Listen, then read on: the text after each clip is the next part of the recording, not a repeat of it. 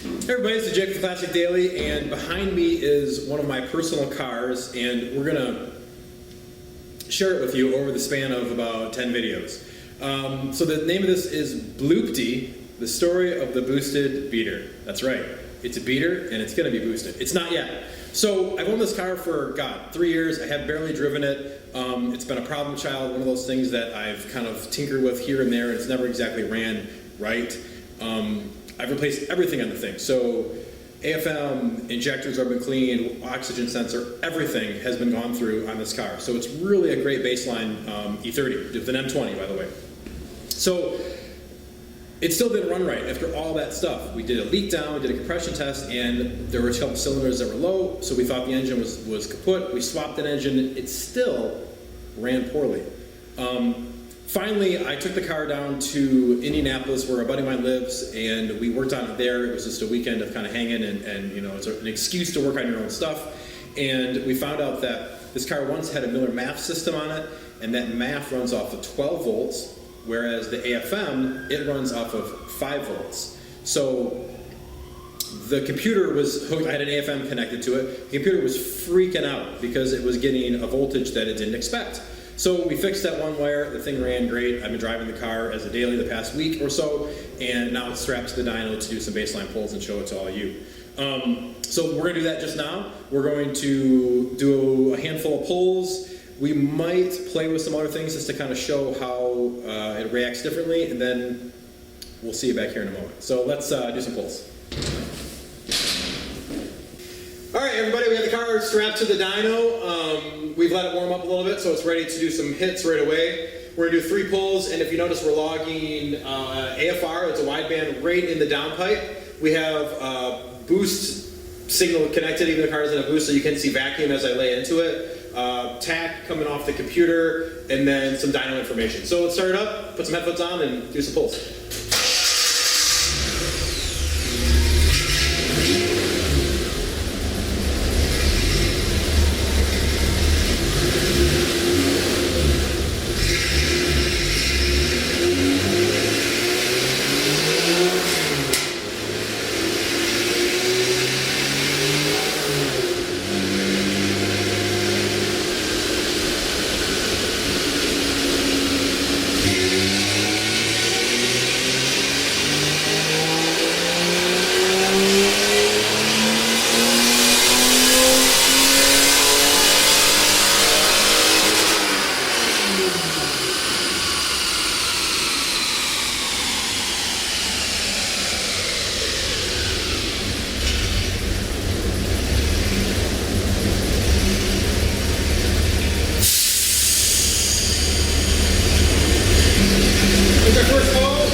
Some other fans on, turn the engine fans on because we're a little bit warmer now.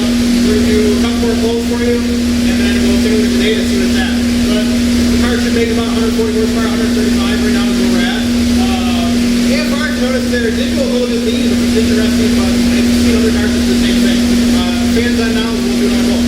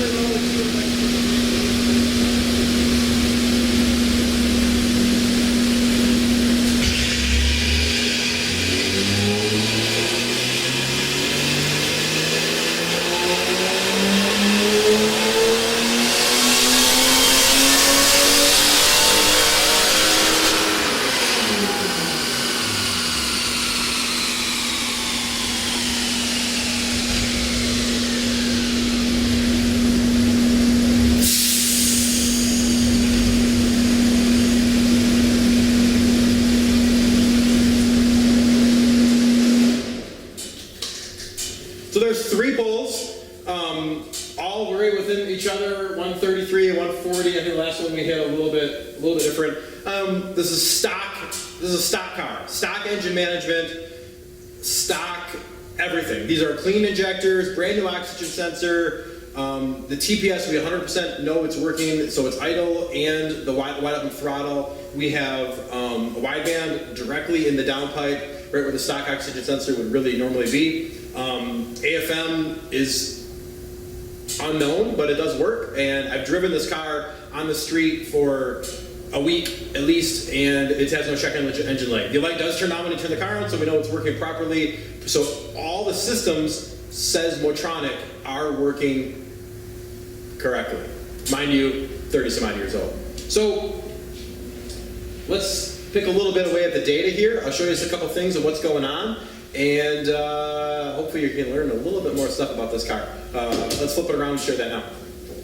Okay, so in front of us you have our 3 pulls that we just did. These were the exact pulls we just did that you saw. Numbers vary a little bit, but not too much. Understand this is old stock, Bluepty, and I'll show you some information here. So our first pull, 133, second 140, 139.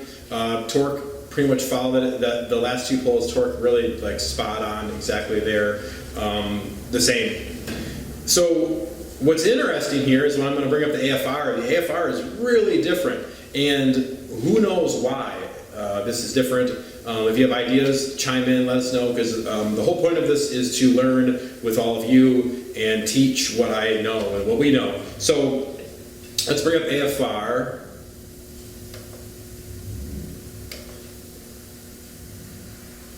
We're going to bring these ones down because we don't need to necessarily see that. We do need to say CFR. So here we have AFR. Let's adjust some stuff. Scale. Okay. These were the first 2 pulls, and this is our 3rd pull. Look at the difference in AFR here.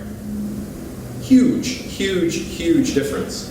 The biggest change here is I started this one way lower in the pull. Maybe the pedal came in just a little bit further and we got to that wide open throttle switch. Maybe these ones weren't on the switch. I don't know.